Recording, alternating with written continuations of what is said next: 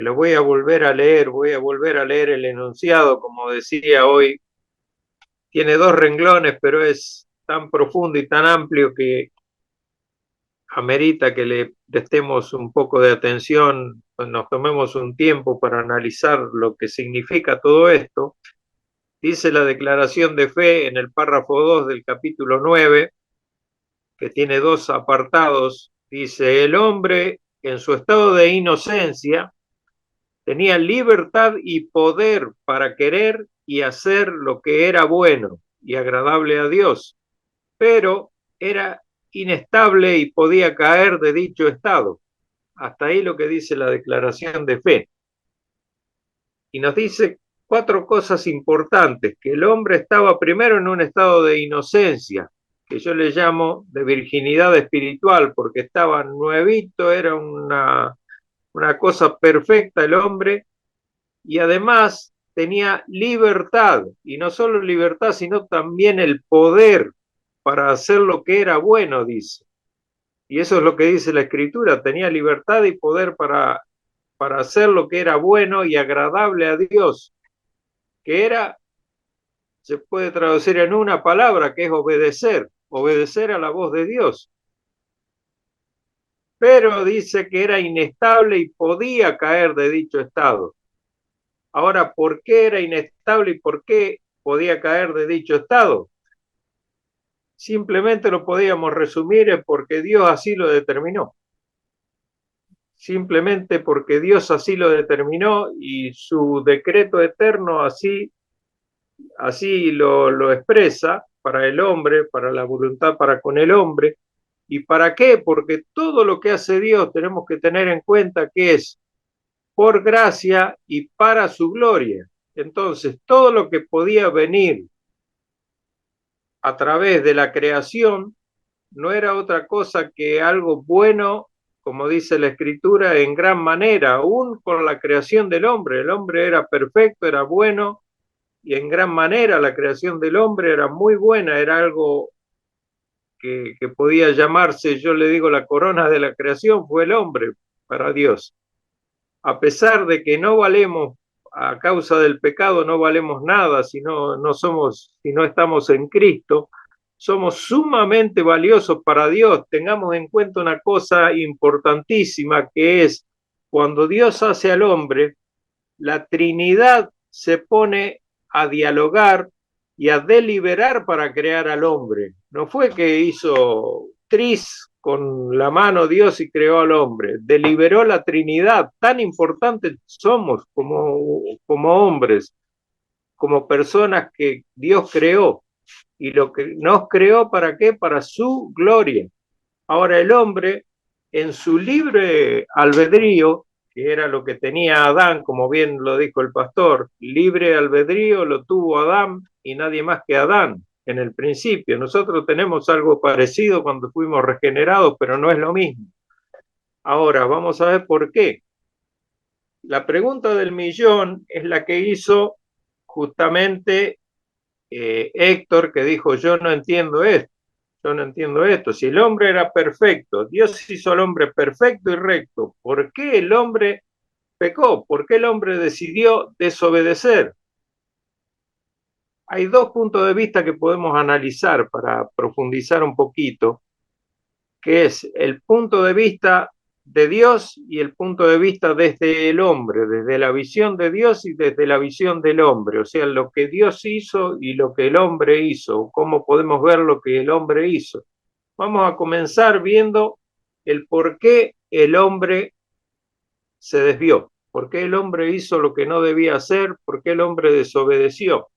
Y aquí tenemos un problema, que hay una disciplina en el estudio de la palabra de Dios que es lisa y llanamente una herejía, que se llama la teosofía, y tenemos que tener cuidado para no entrar en eso.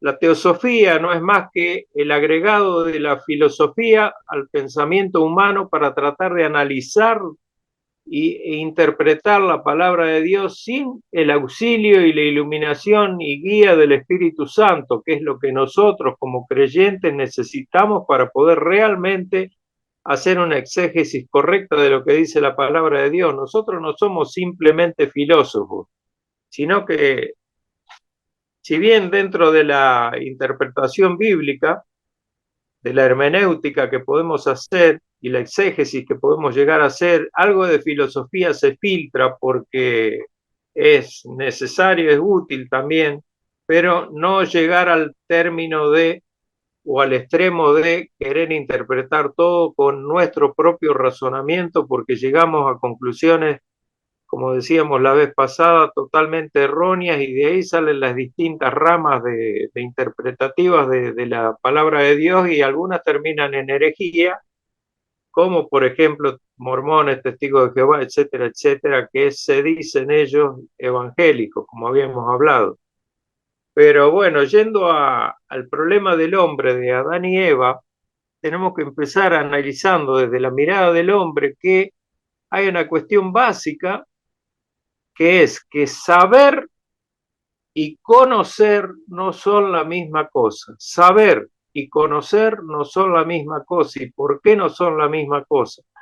Porque saber es algo meramente intelectual. Yo puedo saber muchas cosas. Conocer requiere algo que es muy determinante, podríamos decir así, que es la experiencia. El conocer involucra experiencia. Y eso fue lo que pasó con Eva. El hombre, si bien era perfecto, y la mujer, por supuesto, el hombre y la mujer eran perfectos en su estado original, bastó que viniera una persona externa con un mensaje que era engañoso, pero muy hábilmente manipuló a Eva este mensaje e hizo que despertara en Eva una cuestión meramente personal, una cuestión meramente que tenía mucho que ver con el orgullo humano, con lo que después fue la manifestación del orgullo humano que dio origen al egoísmo. Entonces, ese egoísmo que aún no era tal en Eva hizo que ella viera, como dice la segunda parte de nuestro enunciado, que podía caer de dicho estado, tiene un versículo que dice que vio la mujer que el árbol era agradable a los ojos y que su fruto era codiciable. Entonces ya cambió algo en Eva que no se conformó con lo que Dios le había dicho, que era un mandamiento pero muy directo de ese árbol, del árbol de la ciencia, del bien y del mal, no comeréis, porque el día que de él comieres ciertamente morirás, le dijo Dios. Era una sentencia muy, muy, muy firme y sin lugar a malas interpretaciones o desvíos en su interpretación. La mujer y Adán también debían interpretar que esto daba origen o causaba como consecuencia su muerte, su separación total con Dios, y así ocurrió. Ellos dejaron de lado a Dios antes de pecar, ya habían dejado a Dios, habían dejado a un lado su consejo para actuar en su libre albedrío, que fue ya demasiado libre, el albedrío que expresaron ellos, de manera que los llevó a desobedecer. ¿Por qué? Porque tuvo la influencia externa, como les decía el jueves pasado, de esas malas conversaciones que nos advierte Pablo. No puedo entrar yo en conversaciones con extraños que tengan filosofías que me hagan trabajar la cabeza, porque me pueden llevar para cualquier lado. Si yo no estoy firme en la fe y no estoy maduro espiritualmente, tengo que tener muchísimo cuidado con quién hablo, lo que leo, lo que escucho, lo que veo. Con esto, Eva sabía, porque tenía la información en su mente y sabía lo que no debía hacer. Era un mandamiento que tenía una negación, era prohibitivo. Ella sabía lo que no debía hacer y sabía por qué no debía hacerlo. Pero ella, ¿qué quería hacer? Quería conocer y anhelaba conocer el por qué esto debía ser así. Esto es una cuestión del ser humano, está muy arraigada en todos nosotros. Nosotros cuando éramos adolescentes, yo en mi adolescencia, siempre quise probar todo. Y más, yo cuando, no me acuerdo qué capítulo fue que di el ejemplo, de que no hay una cosa más tentadora que poner un cartel que prohíba algo. No pisar el césped. Lo primero que voy a hacer yo es poner la punta del zapato arriba del césped para pisarlo, porque es algo natural en el ser humano, es algo así. ¿Por qué? Porque yo quiero conocer, yo sé que no debo, pero quiero conocer qué pasa si. Eso desde el punto de vista del hombre. Ahora, conocer el mal directamente es pecar. Ya conocer lo malo o querer conocer lo malo es ya directamente pecar. Porque yo puedo saber la consecuencia, puedo saber mucho, tener muchísima información de lo que es cierto pecado o ciertas condiciones pecaminosas, pero una cosa es saberla y otra cosa es entrar en ellas para conocerla.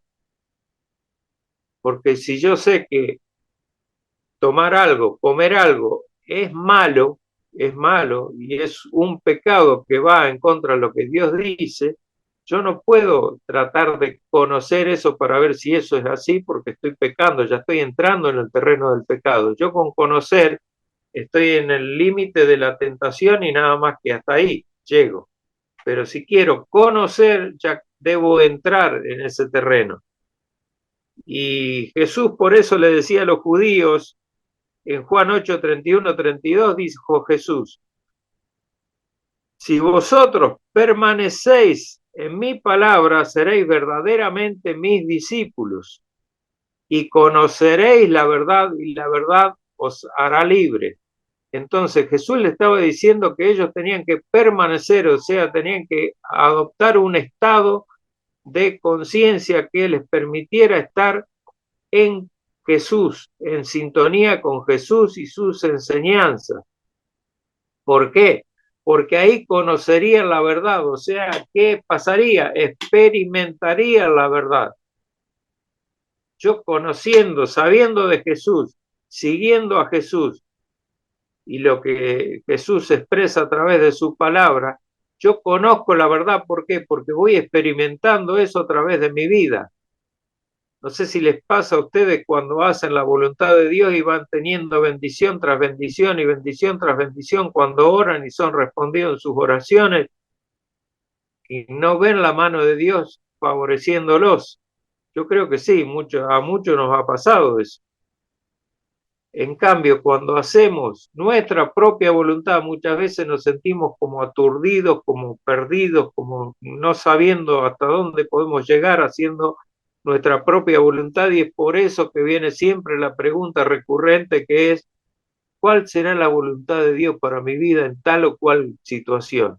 Y eso resulta, hermano, ni más ni menos porque yo estoy conociendo poco la voluntad de Dios. Porque si yo conociera y estuviera en sintonía total con Dios, con mi Dios, si estuviera creciendo espiritualmente y santificándome, yo conocería cuál es la voluntad de Dios y no tendría ningún problema en usar mi libertad en Cristo para hacer lo que tenga que hacer, sin tener duda, la mínima duda de saber si es pecado o no.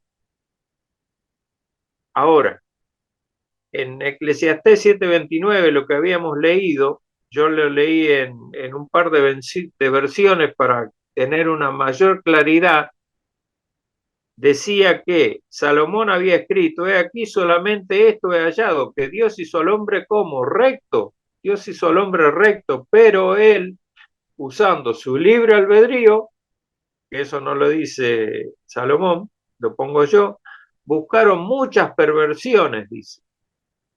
Eso dice la NBI. Ahora la NTV dice, tan solo he hallado lo siguiente, que Dios hizo perfecto al género humano, pero este se ha buscado demasiadas complicaciones, porque esa es la realidad. Las complicaciones, ¿cuándo vienen? Cuando yo dejo de lado lo que Dios me enseña, que es simple. Generalmente las enseñanzas de Dios para nuestra vida, todas las enseñanzas de Dios, partiendo de los 10 mandamientos en adelante, son muy simples, muy fáciles de entender.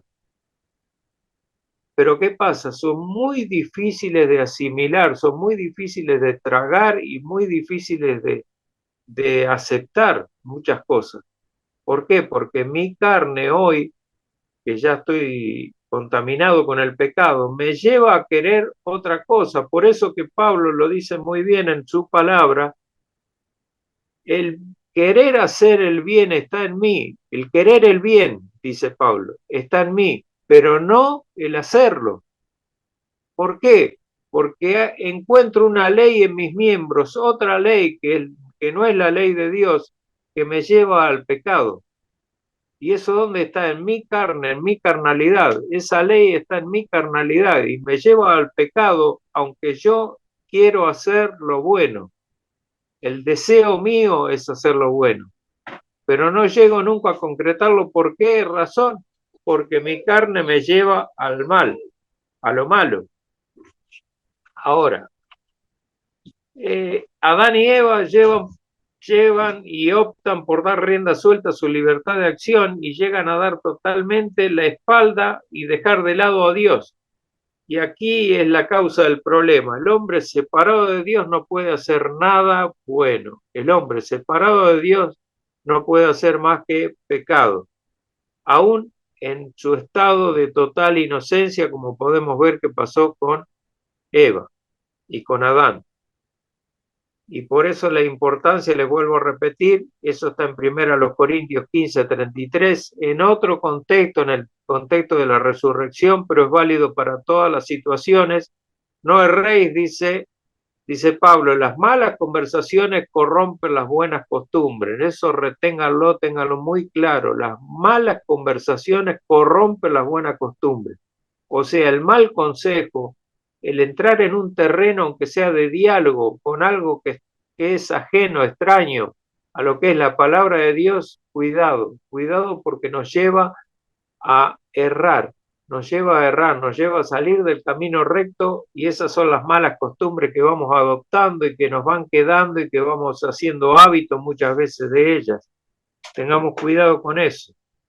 Por eso el Señor, en su último discurso, les decía el jueves pasado, en su última enseñanza con los discípulos, dijo, en el capítulo 15 de Juan está esto: separados de mí, nada podéis hacer, permaneced en mí y en mi amor, dice el Señor. Yo soy la vid y vosotros sois los pámpanos. Nosotros dependemos de Cristo, nuestra vida depende de Cristo.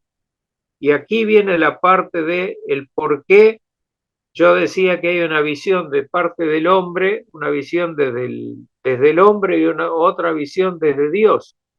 Y acá entramos en la visión desde Dios. Cristo le dice a sus discípulos, permaneced en mí.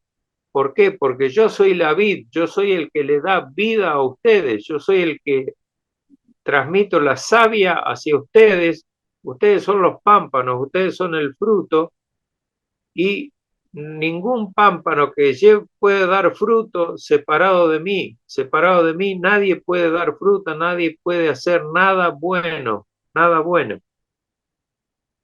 Fue más crudo, él dijo, separado de mí nada podéis hacer, nada bueno podéis hacer. El resultado de la inestabilidad del carácter de Adán y Eva le da la razón a Jesús, por supuesto, así lo demuestra. Ahora, entramos en el terreno del punto de vista de Dios. Y Dios, como no puede ser burlado, y Dios tiene una particularidad, que es una de sus perfecciones, que es la omnisciencia, a Dios no lo toma nada por desprevenido. Es por eso que desde antes de la fundación del mundo, Dios agarró un libro y escribió los nombres de todos los que iban a ser su pueblo, todos los que iban a ser salvos, los que iban a ser llamados a salvación. Y no solo eso, sino que sabiendo que el hombre iba a pecar, porque esto no es ni más ni menos que el pecado de Adán, no es más ni menos que parte del decreto de Dios que él ejecutó en algún momento por su soberana voluntad, no solo permitió, sino que hizo que el hombre cayera, porque es así, en realidad es así. A lo mejor nos choca decir que Dios hace algo que para nosotros, para nuestro punto de vista, sea inconveniente. Pero Job mismo dijo, le dijo a su mujer, tan necia sois, recibiremos de Dios solamente el bien y el mal no recibiremos. O sea, Dios nos da tanto lo bueno como lo malo y eso proviene de Él, no es que lo toma desprevenido a Dios las cosas malas que ocurren. ¿No fue Él quien invitó a Satanás a actuar sobre la vida de Job? En el capítulo 1 y 2 de Job vemos que Dios está interactuando, dialogando con Satanás acerca de Job y diciéndole que no había hombre más justo que él sobre la tierra. ¿No has visto a Job? Y entonces el Satanás empieza en diálogo con Dios y le dice, ¿acaso teme a Dios de balde, Job? Entonces comienza toda la serie de pruebas en que Satanás pone a Job con la autorización de Dios. Satanás no puede hacer nada fuera de la autorización de Dios. Satanás no es autónomo. Satanás está subyugado por Dios. Entonces, el primer pecado del hombre y el primer pecado del mundo fue la desobediencia de Adán. La desobediencia de Adán. Ahora vamos a entrar al apartado 2, que es la visión desde la óptica de Dios. La desobediencia tuvo varios aportes para que fueran así. No solo el desear conocer, para mí lo fundamental fue el anteponer su propio deseo al amor de Dios. O sea, la relación del hombre con Dios desde su principio, desde su inicio, fue una relación amorosa, una relación muy especial que tuvieron Adán y Eva, que no la vamos a poder reproducir hasta el día que estemos nosotros glorificados. Ahora por el momento no podemos. Ellos dejaron ese amor de parte de Dios y de ellos hacia Dios por hacer su voluntad. Y así le fue. Como les decía, para ser gráfico, abrieron una puerta y pasaron por ella y la puerta se cerró detrás de ellos y no pudieron volver a su estado original. Ya no más, ya no más. Ya Dios los había dejado a su voluntad. El hombre en consecuencia cayó en un adulterio espiritual para con Dios. Eso fue, en pocas palabras, lo que pasó. Un adulterio espiritual para con Dios. Cosa que después se fue repitiendo con el hombre pecador, ya contaminado con el pecado. Pero sin saberlo, esto disparó el amoroso plan redentor de Dios. Y volvemos a dónde, a Génesis 3:15. El diálogo de Dios con la mujer y con la serpiente. Entonces, sabemos que Dios preparó esto de antemano, ¿para quién? Para el que sería su pueblo soberanamente escogido por gracia desde antes de la fundación del mundo, haciendo que la culpa por este pecado cayera totalmente sobre la persona de su Hijo amado. Ese fue el plan de Dios. Quien nos redimió, hizo expiación y propiciación por ello y nos imputó la justicia que Él logró a nosotros, que éramos pecadores culpables, a nuestra cuenta, solo por gracia, por medio de la fe, que nos fue dada cuando fuimos regenerados, cuando fuimos primeramente regenerados fuimos llamados a salvación y fuimos imbuidos, provistos de fe para poder creer. En ese momento fuimos regenerados, llamados a salvación, todo en un solo paquete, ¿no? Porque uno puede decir que fue primero. Bueno, primero fue la regeneración, porque regenerado quiere decir vuelto a la vida, vuelto a la vida. Jesús dijo que si no, Él no nos diera vida, no podíamos ver el reino de Dios, teníamos que nacer de nuevo. Entonces, primero recibimos la regeneración para poder tener vida y poder recibir la fe que Dios nos da. ¿Para qué? Para poder creer, arrepentirnos y poder creer, entrar en la esfera de la salvación. Ahora, de manera que nuestra voluntad, siempre inclinada al pecado, requiere que Dios nos vea como en Cristo, que Dios nos vea en Cristo para considerarnos justos, ya que la imputación de su obra perfecta en la cruz fue nuestra justicia y no otra cosa que nosotros pudiéramos llegar a ser. Adán no pudo nunca más volver a su estado original. Ese volver al estado original lo tuvo que hacer Cristo. Hoy nosotros no podemos ser lo que fue Adán, porque un segundo Adán únicamente pudo lograrse en la persona de Cristo, pudo personalizarse.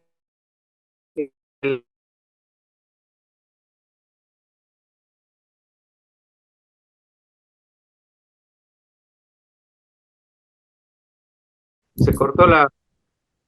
Estamos teniendo una pausa así de la señal de internet. No, Internet. no fue mucho, fue unos 30 segundos. Continúa, Bien. continúa.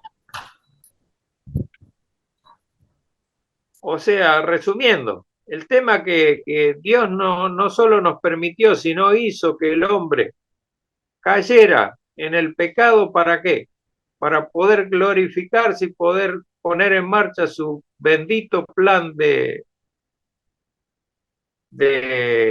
su obra redentora a través de Cristo nuestro Señor, y Él nos ve justificados a través de Cristo por medio de la fe.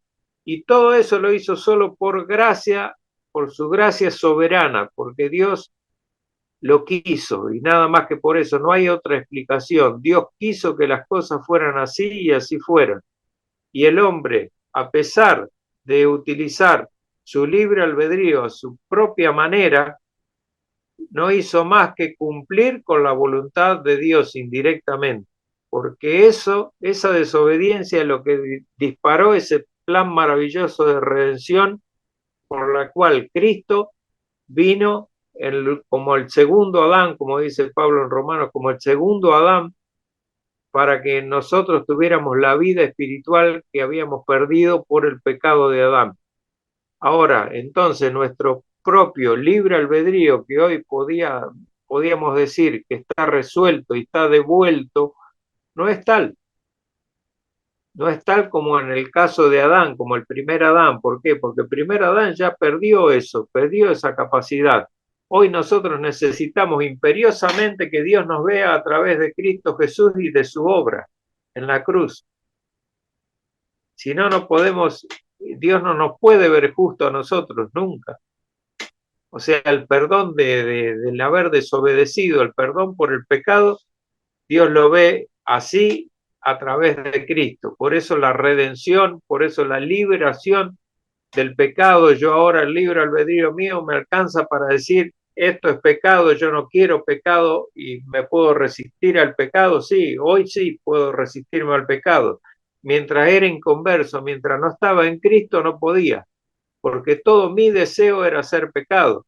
Es más, Dios para mí no era algo sustancial, no era algo que yo pudiera desear siquiera. O sea, el único Dios que yo podía desear cuando era inconverso era ese Dios que yo me fabricaba a mi propia imagen, pero no otra cosa.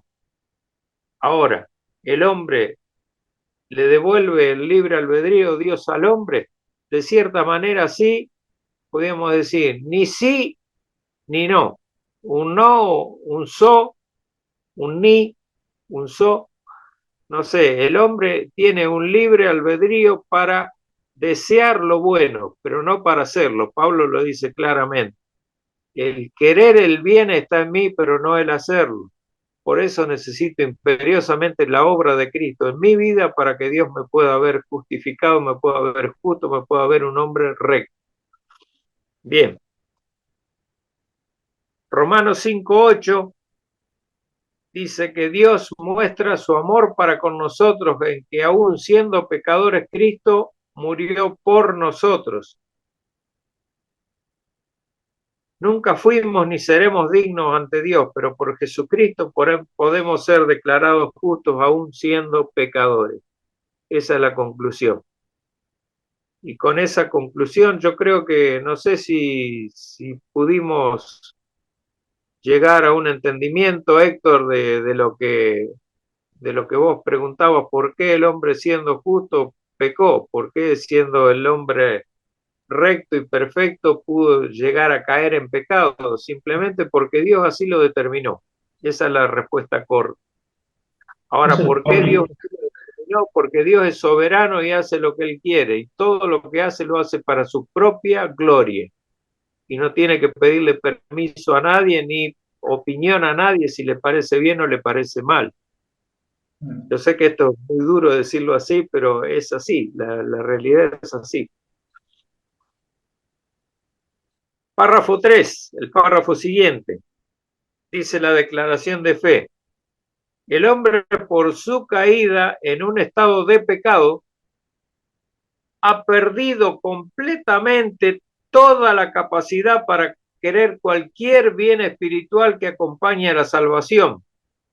Repito, ha perdido completamente toda capacidad para querer cualquier bien espiritual que acompañe a la salvación. Por consiguiente, como hombre natural que está enteramente opuesto a ese bien y muerto en el pecado, no puede por sus propias fuerzas convertirse a sí mismo o prepararse para ello. Esto es importante, ya lo había nombrado el jueves pasado yo, es importante para entender que el hombre natural, según primera los Corintios 2:14, que dice, pero para el hombre natural las cosas espirituales son, ¿qué son? Locura. ¿Por qué? Porque no las puede entender. ¿Y por qué no las puede entender? Porque se han de discernir espiritualmente, dice Pablo. Entonces, el hombre natural está espiritualmente muerto, no puede conocer, perdió toda la capacidad para, dice la declaración de fe, para querer cualquier bien espiritual que acompañe a la salvación. Y más tristemente aún, no puede por sus propias fuerzas convertirse a sí mismo o prepararse para ello. El hombre no puede buscar a Dios, no puede venir a Dios por su propia cuenta sin que Dios lo llame a salvación. El hombre no puede venir a Dios si Dios no lo llama. Eso es una aberración, es totalmente antibíblico decir que yo por mi propia cuenta fui a buscar las cosas de Dios, como me han dicho a mí muchas veces. ¿Por qué venís acá? ¿Qué te trae a la iglesia? Le pregunto a uno y me dice, yo porque ando buscando las cosas de Dios. ¿Y qué son las cosas de Dios? Y quiero eso que tienen ustedes, que andan siempre felices, siempre contentos, que parece que la vida les sonríe, y la vida no te sonríe, la vida te quiere pasar por arriba. ¿Qué te va a sonreír la vida? Pero el hombre natural no entiende lo que es, ni lo que es el Dios de la Biblia, ni lo que quiere en realidad de Dios. No lo entiende, porque no puede discernirlo espiritualmente, no puede discernir nada que tenga que ver con Dios. Está totalmente separado, cortado en su relación con Dios, con el Dios verdadero, con el Dios vivo y verdadero estamos hablando, ¿no? Su propio Dios, bueno, su propio Dios puede ser cualquier cosa. Entonces, las referencias que tiene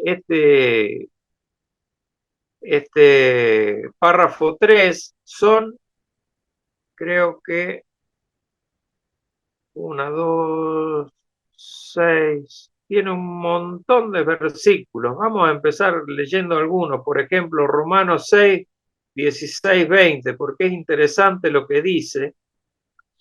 Dice, ¿no sabéis que si os sometéis a alguien como esclavo para obedecerle, sois esclavo de aquel a quien obedecéis, sea del pecado para muerte, o sea de la obediencia para justicia? Acá lo vemos clarito que si yo obedezco al pecado voy a la muerte, a la separación con Dios. Ahora, la obediencia es la que me lleva a estar en la esfera de Dios. Porque cuando erais esclavos del pecado, o sea, en mi vieja vida, cuando yo era esclavo del pecado, erais libres acerca de la justicia. ¿Qué significa esto? Que cuando yo estaba sin Dios, sin el verdadero Dios, sin que Dios me conociera ni yo conociera a Dios, no quería saber nada con Dios, no tenía ningún pacto que cumplir, no tenía ninguna obligación ni cuestión que fuera una correspondencia con Dios, con ese Dios vivo y verdadero, y su justicia. Yo era libre de la ley que me llevaba a la justicia si hacía la voluntad de Dios, entre comillas, ¿no? Porque la justicia no la gano yo haciendo la voluntad de Dios, sino que la ganó Cristo por mí. Pero Pablo ha planteado solo dos posibles realidades para los seres humanos. Inicialmente todos somos esclavos del pecado, inicialmente es así, porque Dios lo determinó a través de la caída de Adán que así fuera, lo que significa que estamos obligados a obedecer nuestros deseos pecaminosos. Esa es la carnalidad que tenemos, la concupiscencia de nuestra carne que nos lleva al pecado. Aquellos que expresan una fe salvadora en Cristo, por otro lado, son esclavos de la justicia, así le podemos llamar, esclavos de la justicia. La Reina Valera 60 o en los escritos antiguos, de los cuales la Reina Valera es una de las traducciones, la palabra para siervos es doulos, esclavos, esclavos de la justicia, doulos, es la palabra griega. Lo que significa que estamos tan estrechamente conectados con Cristo que nuestra propia naturaleza tiende a servir a la justicia. Al estar conectados con Cristo, nuestra propia naturaleza, nuestra nueva naturaleza, tiende a la obediencia, tiende a la justicia. No es que sea yo capaz de eso, no es que sea totalmente capaz de hacer justicia, pero sí tiendo a la justicia, cosa que antes cuando era inconverso, estaba fuera de la esfera de la salvación, no podía ni siquiera pensarlo, ni me interesaba, y ni siquiera sabía yo si existía un Dios que exigiera algo de mí. Esto no deja lugar a una tercera opción. Los seres humanos no pueden ser moralmente independientes o neutrales. Repito, los seres humanos no pueden ser moralmente independientes o neutrales, no pueden serlo. Y no existen otras opciones morales que no sean servir al pecado o servir a la justicia. Eso es lo que está diciendo Pablo aquí. No existe otra opción, no existe una tercera posición que sea de neutralidad o que pueda estar en medio hacia acá y medio hacia el otro lado. No, es esto o lo otro. Esto es consistente con el resto de las escrituras, las cuales describen solo dos categorías eternas para la humanidad. Los pecadores que se salvan a través de la fe solamente y por gracia, por ese regalo inmerecido que recibimos de parte de Dios.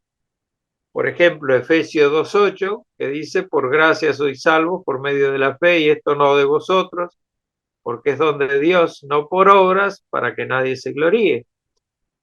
O los pecadores que rechazan a Dios y se separan de Él para siempre, como Juan 12:48, Apocalipsis 20:11 al 15, etcétera, etcétera, que ustedes lo pueden, o lo podemos buscar si quieren en la Biblia, pero bueno, habla del pecador que no quiere saber nada con Dios.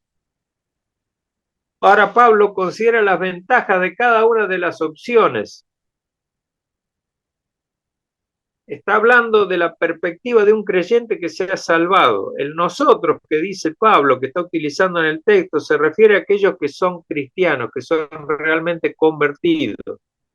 No a todos los hombres, no corresponde, no es algo universal para el hombre, como pueden hacer una interpretación algunos filósofos de la Biblia, esos que practican la teosofía que le decía yo hoy temprano. Pablo dice que cuando éramos esclavos del pecado, antes de confiar en Cristo y nos convertimos en cristianos, éramos libres con respecto a la justicia, dado que no habíamos depositado nuestra identidad en Cristo. Nosotros no teníamos nada que ver con Cristo y Cristo no tenía nada que ver con nosotros tampoco. No había ninguna orden que determinara lo que teníamos que hacer. ¿Bajo qué ley trabajábamos nosotros o vivíamos o hacíamos o dejábamos de hacer? No teníamos ninguna ley de parte de Dios que obedecer, porque no teníamos ninguna identidad con Cristo. Cristo no nos conocía y nosotros no conocíamos nada de él. Eso era de hecho un tipo de libertad en cierto sentido. En los siguientes versículos él mostrará que esa autonomía tiene grandes consecuencias. Después, si seguimos leyendo Romanos, nos damos cuenta que esa autonomía, ese libre albedrío aplicado de esa manera, sin estar identificados con Cristo, tiene gravísimas consecuencias. Y la última y más grave e irreversible es la muerte. La muerte sin haber llegado a estar regenerado de parte de Dios. Otro versículo, Juan 8, 31 al 34. Dice la palabra de Dios. Dijo entonces Jesús a los judíos que habían creído en él, parte de lo que les leí hoy. Si vosotros permanecierais en mi palabra, seríais verdaderamente mis discípulos y conoceréis la verdad y la verdad os hará libres. Ahora los judíos en su tosudez, en su dureza, le responden, linaje de Abraham somos y jamás hemos sido esclavos de nadie. ¿Cómo dices tú seréis libres? Esa es la jactancia del hombre, esa es la jactancia humana. Jesús le respondió, de cierto os digo que todo aquel que hace pecado, esclavo es del pecado. Le estaba diciendo, ustedes son pecadores y no se arrepienten, tienen un corazón duro y lleno de orgullo, henchido de orgullo. Linaje de Abraham somos. Sí, eran descendientes de Abraham, descendientes étnicos de Abraham, pero no espirituales. Y sabemos que la descendencia de Abraham, la simiente de Abraham, ¿quién fue? La que se refiere la Escritura, sino Cristo. Seguimos con otro versículo. Estoy leyendo todos los versículos de referencia de este párrafo, ¿no? Efesios 2:1 dice, lo conocemos ya muy de memoria esto, y él os dio vida a vosotros ¿cuándo? Cuando estabas muertos en vuestros delitos y pecados. El decir ya que estábamos muertos de nuestros delitos y pecados hace a esta parte de la declaración de fe que dice que no pueden por sus propias fuerzas convertirse a sí mismos ni prepararse para ello, porque el hombre está muerto, totalmente muerto, y un muerto nada sabe, un muerto nada puede hacer. Segunda a los Corintios 3:14 dice, pero el entendimiento de ellos se embotó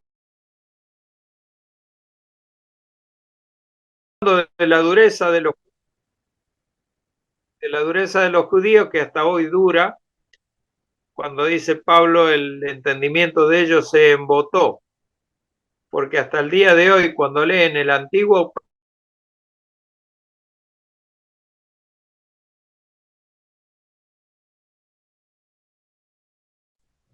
Sí, parece que es el tema.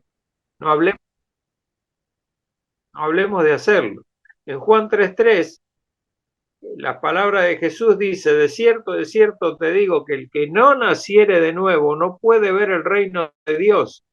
¿Por qué? Porque nosotros, como dice Efesios 2:1, muertos en nuestros delitos y pecados, lejos estamos de estar siquiera deseando algo de parte de Dios, o de Dios, de nosotros hacia Dios, o de Dios hacia nosotros. De Dios hacia nosotros, su gracia siempre nos lleva a querer, como dice la palabra, como dice su palabra, Dios quiere, no, y como es que dice Pedro, su tardanza no tomemos que Dios no llega en la persona de Jesucristo a esta tierra todavía, no lo tomemos como tardanza, sino que Dios quiere que todos sean salvos, bueno, lo tendría que buscar, que todos los hombres sean salvos, pero no todos los hombres de la tierra, sin excepción, sino todos sus elegidos sean salvos. Entonces, con estos judíos pasa lo mismo. El que no naciere de nuevo no puede ver el reino de Dios. ¿Y quiénes son los que nacen de nuevo? Aquellos elegidos que son llamados a salvación de parte de Dios. Otro versículo, Romanos 7, 18, 8 y 7. Yo sé que en mí, esto es, en mi carne, no mora el bien. Ahí está lo que les decía hoy. Porque el querer el bien está en mí, dice Pablo, pero no el hacerlo. ¿Por qué? Por cuanto los designios de la carne son enemistad para con Dios, porque no se sujetan a la ley de Dios, ni tampoco pueden. Yo no puedo sujetarme porque yo quiera a lo que Dios dice, porque es imposible para mí, siendo inconverso. Ahora, siendo regenerado, yo puedo desear el bien, sí puedo desear, pero no hacerlo. No hacerlo. ¿Por qué? Porque todas las obras que yo haga, si no son a través de Cristo Jesús, identificado con Cristo, no son buenas obras, no son buenas obras, no son algo que Dios apruebe. Primero a los Corintios 2:14 es lo que ya lo nombramos hoy, que el hombre natural no ve las cosas que son del Espíritu de Dios, no las entiende. Seguimos con Mateo 7, 17 y 18, que dice: así todo árbol da buenos frutos, pero el árbol malo da frutos malos. Todo buen árbol da buenos frutos, pero el árbol malo da frutos malos. Versículo 18, no puede el árbol dar malos frutos, el buen árbol dar malos frutos, ni el árbol malo dar frutos buenos. De acuerdo a la calidad del árbol son la calidad de su fruto. O haced el árbol bueno y su fruto bueno, o haced el árbol malo y su fruto malo. ¿Por qué? Porque por el fruto se conoce al árbol. O sea, por lo que yo muestre de mí, lo que yo muestre con mi testimonio, es lo que yo soy. Les vuelvo a repetir la frasecita esa que tengo yo como muletilla, que me ayuda mucho, porque lo que eres determina lo que haces. Yo no puedo mentir en cuanto a mi testimonio, porque tarde o temprano, y más temprano que tarde, voy a mostrar la hilacha, como dice el dicho popular, porque lo que soy va a saltar, va a salir a la luz. No puedo esconder lo que soy.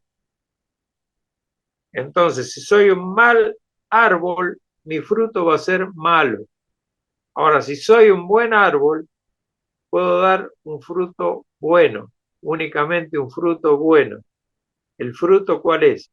El fruto del Espíritu, el que puede dar el cristiano convertido, el realmente convertido a Cristo, que es el amor, gozo, paz, paciencia, etcétera, etcétera, etcétera, hasta el dominio propio. Y sigue, versículo 33 y 34, generación de víboras, dice, ¿cómo podéis hablar lo bueno siendo malos? Porque de la abundancia del corazón habla la boca. El hombre bueno de su buen tesoro del corazón saca buenas cosas, y el hombre malo del mal tesoro saca malas cosas. Mas yo os digo que de toda palabra ociosa que hablen los hombres, de ella darán cuenta en el día del juicio. ¿Por qué? Porque por tus palabras serás justificado y por tus palabras serás condenado. Es muy largo este versículo como para poder analizar todo, pero acá la cuestión es que el hombre es por tendencia, por naturaleza malo. El hombre es por naturaleza malo. Lo único que cambia mi naturaleza es que Dios, a través de la obra de Cristo en mi vida, me dé una nueva vida, me haga nacer de nuevo, me haga renacer. ¿Para qué? Para que yo pueda tener esa inclinación a hacer lo bueno. Cosa que perdí cuando en Génesis 3:15 pasó lo que pasó y ocurrió la tendencia esa que muestra el diálogo de Dios con la mujer y el diálogo de Dios con la serpiente y de Dios con Adán, que a cada uno le dice lo suyo. Entonces, a través de la simiente de Eva, iba a aplastar la cabeza de la serpiente. ¿Y la simiente de Eva quién es? ¿Quién está representando la simiente de Eva? El segundo Adán, que es nuestro Señor Jesucristo, no es otro más que Él. Entonces, todo eso tiene un principio, el libre albedrío y el error del hombre, al desobedecer por utilizar mal ese libre albedrío y a la vez porque Dios así lo quiso. ¿Para qué? Para glorificarse a través de la obra de Cristo en nuestro favor y mostrar su bondad, su tremenda bondad para con todos nosotros. Al que no conoció pecado, dice la palabra de Dios, por nosotros lo hizo pecado a su propio Hijo, a ese Cordero inocente y sin mancha. ¿Para qué? Para que nosotros fuéramos hechos justicia de Él en Cristo. Pero no de otra manera, no por nuestros méritos. Nosotros no podíamos volver, una vez que caímos en pecado, como cayó Adán, no podemos volver atrás, no se pudo volver atrás jamás. Fíjense que la primera reacción, ¿cuál fue la primera reacción de Adán cuando conoció? Porque acuérdense que él quería conocer, ya sabía, pero quería conocer. Entonces cuando conoció, ¿qué conoció? Se dio cuenta que estaban desnudos y le dio ¿qué? Vergüenza. ¿Y por qué le iba a dar vergüenza estar desnudo? Porque ya había una simiente en ellos de que había algo malo, que era la vergüenza de estar en un estado de que como que le faltaba algo para cubrir su maldad proyectada. ¿Por qué? Porque ya había una concupiscencia inicial que se había iniciado en ellos. La concupiscencia se había sembrado ya en el hombre y era tendiente a hacer lo malo. Entonces, por eso se escondió de Dios, como si nos pudiéramos esconder tan fácilmente de Dios. El hombre quiso huir de Dios. Primero huyó sin tenerlo siquiera en cuenta. Lo dejó de lado a Dios. Cae en pecado. Y después, ya teniendo en cuenta que había hecho lo malo, que estaba sufriendo las consecuencias por su pecado, quiso huir escondiéndose de Dios. Pero Dios en su gran amor y misericordia, ¿qué hizo? Los cubrió Él. ¿Por qué? Porque la cobertura que el hombre tiene, la cobertura que el hombre se hizo de hojas de parra, de hojas de árbol, no servía, no era lo que necesitaba para estar en paz con Dios. Dios tuvo que derramar sangre para poder cubrir con pieles de animales a Adán y a Eva. Y esa es la figura del sacrificio de nuestro Señor Jesucristo para con nosotros, para la salvación que ocurrió en nosotros. Él tuvo que derramar su preciosa sangre. Ya no era un animal cualquiera el que derramaba su sangre para cubrir el pecado, sino nuestro precioso Salvador, el Señor Jesucristo, el Hijo de Dios encarnado, tuvo que derramar su preciosa sangre para limpiarnos del pecado, ya no para cubrirnos, sino para limpiarlo de una vez y para siempre de todo el pecado nuestro. Eso se llama redención, agorazo y exagorazo, liberar del pecado. Yo ahora soy libre, ahora tengo ese libre albedrío de poder decirle no al pecado, no para llegar a hacer lo bueno, porque lo bueno es hacer, ya lo hizo Cristo lo bueno, no lo tengo que hacer yo, ni lo podría hacer yo jamás. Yo no puedo hacer lo bueno. Lo puedo hacer a través de Cristo. Dios me ve a través de Jesucristo. Vuelvo a repetir lo mismo. Y ahora nos quedaría el párrafo 4, pero yo creo que estamos un poco pasados con el tiempo, no los quiero hacer más largo, tendríamos que tener 45 minutos y ya nos vamos a 1 hora.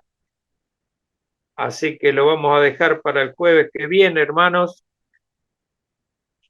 Este último párrafo, el párrafo 3 creo que es, el párrafo 3 que tiene un solo apartado, tiene tantos versículos que no los vamos a ver todos, porque en realidad todo gira a través de lo mismo, de cosas que ya vimos.